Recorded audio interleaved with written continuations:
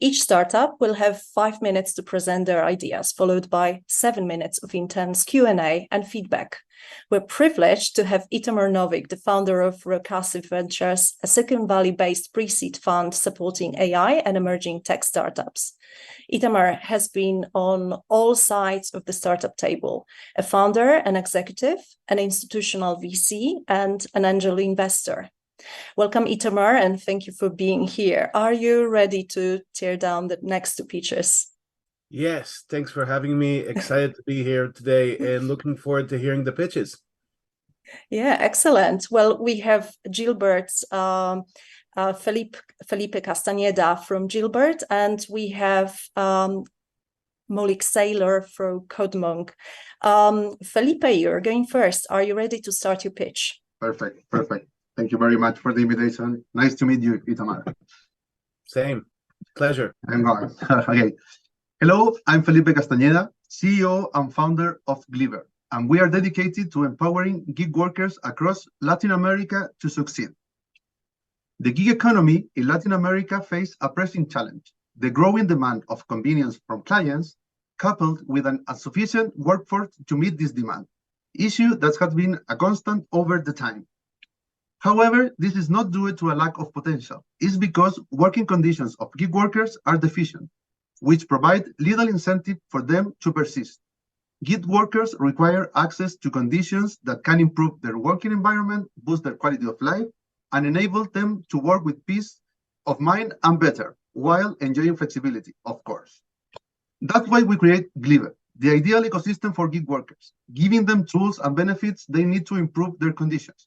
This includes a virtual wallet for receiving payments, cash advance for emergencies or working capital, income insurance, and much more. So far, our numbers speak for us. We achieved over 3,500 in monthly recurrent revenue, established a database of over 40,000 individuals interested in our product, with 3,000 active. We forged partnerships with gig economy companies leaders, such as Rappi and Pedidos Ya or Cabify. Furthermore, we've seen promising results in pilots of cash advance, lending, and savings, with the support of the Common Sense Lab from Duke University and the Center for Inclusive Growth from MasterCard. All of this has given us priceless insights to develop even better products for our users. That's why we are hungry for more success. Our potential is vast, as the gig economy is a significant market on the brink of substantial growth. According to studies by the International Labour Organization and the Inter-American Development Bank, the platform workforce will double by 2030 in Latin America. Our revenue model is centered around offering financial products associated to our virtual wallet, as well as additional features that improve our value proposition to users. Our goal is to reach 1 million users with an average monthly revenue of $7 in 3 years. Our approach involves a go-to-market strategy that integrates gig economy employers and direct communication with our users. Companies adopt and distribute Gliver as a benefit, and we provide tools to enhance productivity and engagement between apps and gig workers. Why we win? What makes us different from our competitor is that we are entirely focused on gig workers, and we are building a super app solution. Also, our strategy revolves around continually enhancing our product in deep understanding of our users. Additionally, our team is a powerhouse of diverse talents that complement each other, including founders with experience in both corporate and startup environments, giving us the know-how to build scalable solutions. Also, we are backed by top accelerators and institutions, and we have a stellar team of advisors. Above all, our unwavering commitment to our users drives us to impact their lives and make a positive change in the world. We know that we have a long journey ahead, but our determination knows no bounds. We have crystal clear objectives and will not rest until we achieve them. We are on a mission to build a billion-dollar company because we are in a massive market with impeccable timing, a stellar team, and 3 years of in-depth user understanding. To realize our vision and grow sustainable, we are initiating our fundraising process to reach milestones in product development, sales, and talent acquisition. We can impact tomorrow's life of millions of people, but it has to be today. Join us. Thank you very much. Thank you, Philippe. This is excellent job, by the way. Very exciting. And the fact that you're already in market and have revenue, $3,500 a month, $40,000 of ARR is very impressive. you've done all this without raising significant outside capital, basically bootstrapping. So this is not something that us VCs see every day. Let me ask you a few questions just to kind of better understand what we're looking at, and then try to help you really construct a stronger narrative on some of the things that you see. So I think I understand, like anybody can intuitively understand that, gig workers are missing a lot of support across different areas, and and it makes sense. But what's the validation? Where did you get the validation? Maybe it's a personal story that you have, or gig workers, and you kind of maybe you were a gig worker yourself. So kind of what makes you understand the problem, right? On one hand, and also what kind of validation do you have that the problem is actually real for many of those folks, and that they actually want the products that you're selling, right? Have you done significant surveying? Have you done a lot of research with some of those customers? Have you talked with your distribution channels that are enabling those benefits for gig workers, and they told you, look, we have to have this solution, this is our competitive edge? Help me understand, how do we know that there's true demand for this with gig workers? Perfect. Well, answering the first question, I work in a delivery company here in Chile, a startup that grows across Latin America. And I was in charge to open the Mexico and Colombia market also. So I work in a delivery app that has presence in Chile, Peru, Mexico, and Colombia. So I know all these, especially I was in charge of I was operation manager in the company, and I was in charge of all the delivery operation. So I want to stop you here, because this is a very important point that I think can add a key dimension to your pitch. I think when you talk about the problem, you don't mention that. I think you should mention that. I think you should say that you are doing, your job launching those markets, and you saw firsthand from your experience, right? VCs want to connect to people. They want to connect to people personal story. You have a personal story around this. You launched those markets, and you saw firsthand that those gig workers need that solution. So when you start with your first slide with the background of the problem, I would definitely pitch in also your personal story, because it's very impactful, very powerful. You should talk through it. Perfect. Sorry, keep going on the validation side. So, and the validation, well, I start when I was working in this company, I talk a lot with the delivery people. So I know really close the reality of them. And also when I start with Gliver, I talk a lot with all the people in every industry, not only in delivery or food delivery. That was my specialty. I talk with passenger transport. I talk with delivery of packets. I talk with a lot of people that work for platforms, and all they said that they don't have protection or social security, if you want to say it in a way. So the conditions that they have are very deficient. So my proposal is to improve that. I start my first trip selling insurance. Can I stop you here? Yeah.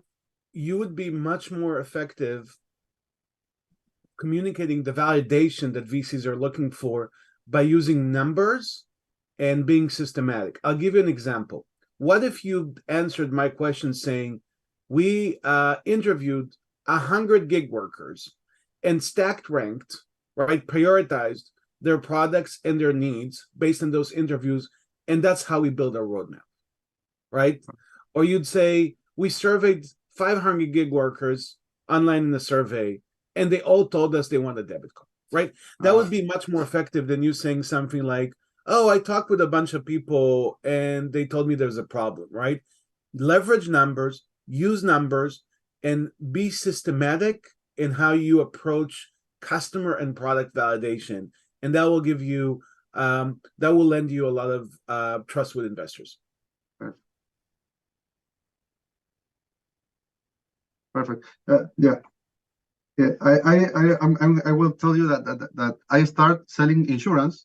I don't have the numbers when I start, but after that I made a lot of validations with my current users and more users, asking them what other products they want, and that's how I get to the financial products. They want Which gets me to the next question. I'm sorry they're interrupting you. One thing that VCs could be potentially concerned about is that you're trying to build a lot of products for your audience all at once. And I mean, even in your list, you had the debit cards, you had advanced loans, you had all sorts of other benefits. Your roadmap in your last slide talk about additional products that you wanna spin up, and there might be a good need to have all those products all at once. But it's actually a little bit scary for an investor to see that you're developing so many things and launching so many things in market. So my question for you is, what is the core sticky product that all those gig workers want that can really, really scale well and serve as your beachhead, serve as your starting point to make sure that you activate and engage the gig workers? And then from there, you can sort of land and expand, right? You can offer them more products. But the way you describe it, it feels like I need this laundry list of all those things to just engage, right? So Perfect. I would start with the core product and then expand from there. Perfect. The core product will be the cash advance of their earnings, associate to our virtual wallet. That's the secret sauce, because we are going to establish partnerships with the companies. They are, if they want to give workers cash advance of their earnings, they are obligated to give their earnings in my wallet, so I can give them the cash advance, and after they pay, I can discount that cash advance from my wallet. Start with that, focus on that, explain the dynamics, explain why it's critical, and then go to the other products. Because instead, what you gave me as an investor is this laundry list of all these products, and then I ask myself, which one is important? Which one is not? Why are we building all this? What's actually making money versus what's not? And I think when you have a beachhead, like you said, the payday advance, basically, you should really nail that on the head and then expand from there. Perfect. I'll jump in here. Well, we're Thank you very running much, out Itamar. of time. Felipe, Good luck. thank you very much. That's been excellent pitch and some great takeaways. Next, we have Molik Saylor from CodeMonk. Molik, are you ready to pitch? Yes, I am. I am indeed. Let me just start my screen, sir. Give me a minute. You have 5 minutes and then 7 minutes for questions. Okay, cool. Good evening. I'm based in London, UK, and I'm founder and CEO of CodeMonk.ai. We enable companies to build better tech teams. I'll skip through this slide for the moment, but as a team, we have a diverse experience of professionals with an experience of building and scaling tech teams across multiple regions. And together, we have all the required expertise in the team that is available. I'm the solo founder here, and I have built all the required function in the company already. And given our experience of last 20 years of building tech team, we think that the tech companies right now are facing an ever-changing product roadmap, and the changes are happening at a lot more faster paces. And along the same lines, we are seeing new ways of working coming up, especially in tech, where a lot of work now is on a remote basis. People are demanding flexibility. There are decentralized ecosystem coming up, and more importantly, a lot of good techies are demanding better paid models. Like they just don't want to work only for salary, but they're looking for a lot more other things as well. And with this change in the way we are working, makes the traditional recruitment really, really time consuming, out of date, offline, expensive, and slow. Companies want something faster. Something that they want to can tap in and out as and when they need to. And the biggest problem there is, how do you really understand source the people that you're looking for? How do you really know where the gaps are in your existing team? How do you really hire the right people and create a team that can deliver the roadmap that you are having? And the worst of all that, even if you end up building the best team today, your roadmap will change within a few months, and then again the team is out of place. So how do you really optimize? Keep optimizing for that.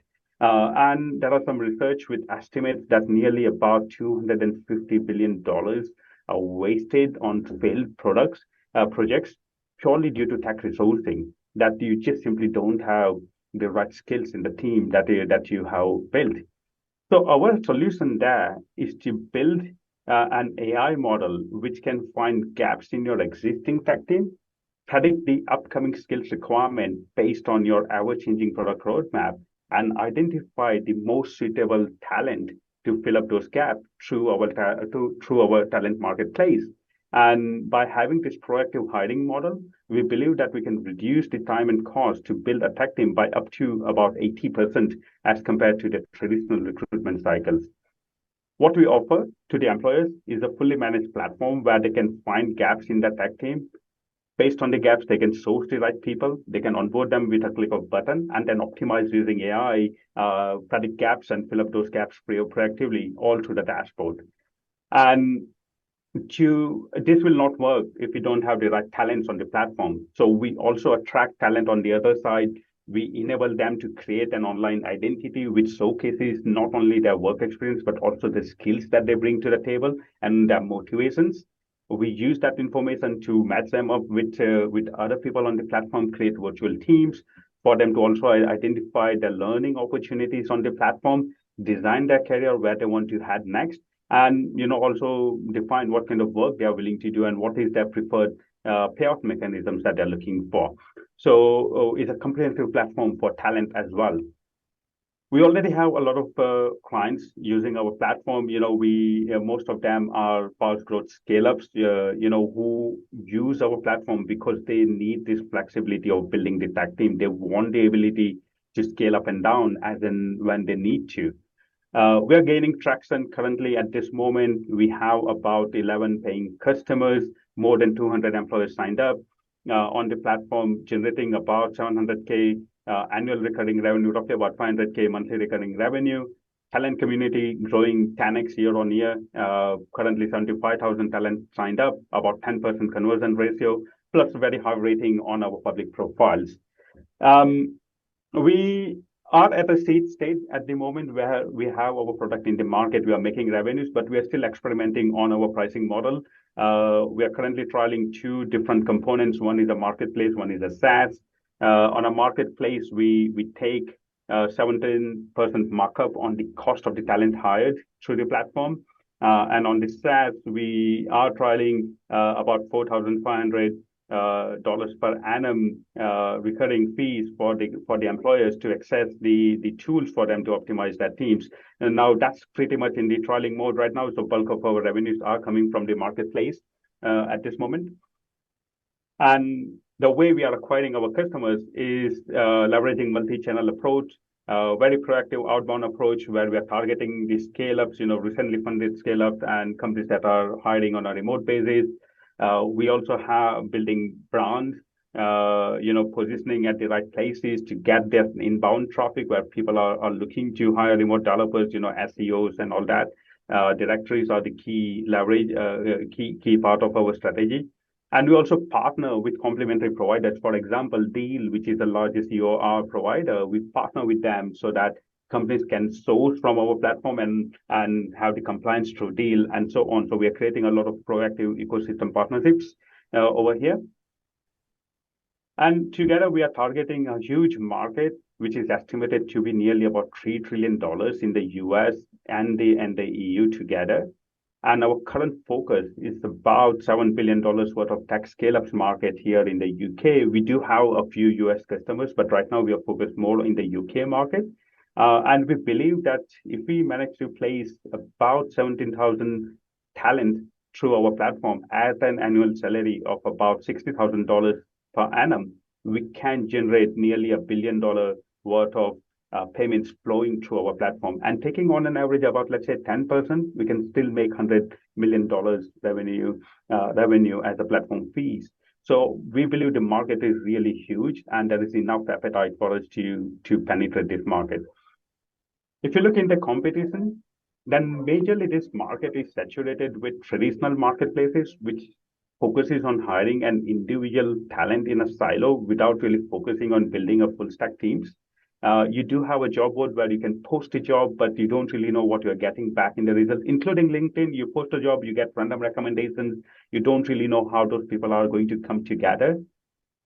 So the real alternative is really the offline staffing companies who basically manage the entire process offline, where they understand what are the complementary skills and so on, and then build the whole teams using an offline model. And that's where we think the opportunity is. That can we really combine that nitty gritty using the AI and make that as an online talent platform where you can source the talent in demand on demand by predicting the upcoming requirements. You're almost skipping the entire recruitment process by doing that. And that's where we think the opportunities are going forward.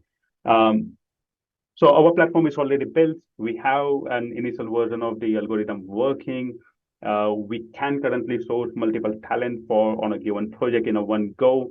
We are optimizing that algorithm. Next phase for us is to really find more gaps in your existing team and also start doing more demand prediction based on your upcoming product roadmap and integrate within other HR tools to really make the workflow seamless.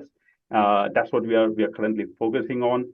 And to that effect, we're looking to raise about $2.5 million to help us really build that AI model and also integrate with the tools. And also, as I said, we want to start expanding into the US market. So, start focusing more in the US market, have more ground floor presence in the US and start really the business development over there. And we believe by doing what we are doing, eventually we want to create a playbook for knowledge economy workers who can all become independent, find work as per their own motivations, and in a process, hopefully disrupt the traditional staffing business and the traditional consultancies in the process. Thank you very much. Yeah, amazing job, Malik. This has been great. Let me start by a few bullet points and places where I think you can improve, and that will lead us to one question, which I think is a key question for this business. So first of all, one of the first things you want to do in a pitch deck in the beginning is you want to have what's called a vertical takeoff, right? You want to start with the thing that's going to grab the audience attentions most. And what you did is you started with a team slide, but there was nothing with the team slide that made me think, wow, I should really listen. So for example, if you're a serial entrepreneur, you've already sold companies in this space, or you had some unique insight, that would really grab my attention. But instead, you started slow and then you went from there. I think in the beginning, that's where you have the most attention, the most focus from the person you're pitching. So leverage that. So that's the first thing. The second feedback point, which is more generic, but something to keep in mind, is that your slides are really busy. They have a lot of words, not enough numbers. And I think what that forces the person looking at this to read through slides instead of listening to you. The slides should be reinforcing what you say. They shouldn't be like a bunch of text that you throw at investors. That's not helpful. So those are two generic feedback points. I still think you did a very good job. But I want to move to a key question in this business. And the key question is really around the business model and whether this company is one that needs to be actually funded by VCs. And I'll tell you where I'm coming from. From my standpoint, if you're creating a talent marketplace and you're placing engineers, data scientists, all those different folks at a 17% markup inside companies, I think that's a great business. I think you can scale to hundreds of millions of dollars in revenue. I don't think it necessarily needs to be venture backed. I'm not sure this is the right business for VCs. And the other business that you put in front of us, which is this predictive AI-based dashboard that looks at, let's say, your Jira, look at your roadmap and tickets, and basically realizes that you need a JavaScript engineer and you need a backend engineer and you need a data scientist. That's actually really, really interesting in many ways because it could really inform staffing, and it can be an independent SaaS business. I think kind of where I'm pushing you here is like, what type of business do you want to build? Do you want to build a multi-billion-dollar venture-backed business, or do you want to build more of an agency placement business, which again could be very big, but then I'm not sure it should be venture-backed. So great question, and definitely we want to build a VC-backed business. I think the AI model is what we really want to work on. So we are using this talent marketplace to really fund that. If you see, we have built everything, built the whole business ground up using the cash flow that we have. Yeah. And I know it's a little bit of distraction, but in the current VC market, it has enabled us to continue build that traction, build the product. I understand, but that's not what you're pitching. Now, Mm. what you're really saying, I'm maybe saying what I think you should be saying, right, to VCs is like, forget about the talent marketplace. Like, just focus on the AI SaaS product, right? This is what you're raising money for. You're not raising money for the talent marketplace. You already have the talent marketplace, right? Yes, and you've funded it with the talent marketplace, great. But the story is really about the AI capability of predicting which talents you would need, and I would just pitch that. You can always plug into a different marketplace. Like there's 20, agencies that will give you their supply of talents, and you can plug in and you can bring those people in. But the way it seems from the deck is that you're doing both at the same time, and it would be a concern for some VCs because VCs don't want to be in a talent marketplace. Yeah. I'll just jump in. We have less than a minute left. Yeah. So quick. I totally understand, right? Our future is that prediction that we can make, right? But why the talent marketplace is important, that once you have found the gap and you identify this is the profile you're looking for, you want to have that particular person available. I understand, but it doesn't mean that you need to build it. You can plug in a different talent marketplace on top of your software, and they would deal with markups and placing people and pulling them back. If you build a pure SaaS business on predicting talent, that is a much more valuable business because you're selling software only, and the marginal cost of serving software to the next customer trends to zero, which is how you build multi-billion-dollar companies. Yeah, understood. Well, that was great. Thank you both. Lots of learnings, and I can't agree more with Itamar here. Using numbers and facts is so important, and keeping the slides very simple. The founders speak for themselves in the end. Big thank you to the both founders and Itamar Novick for lending us your expertise, and that was amazing.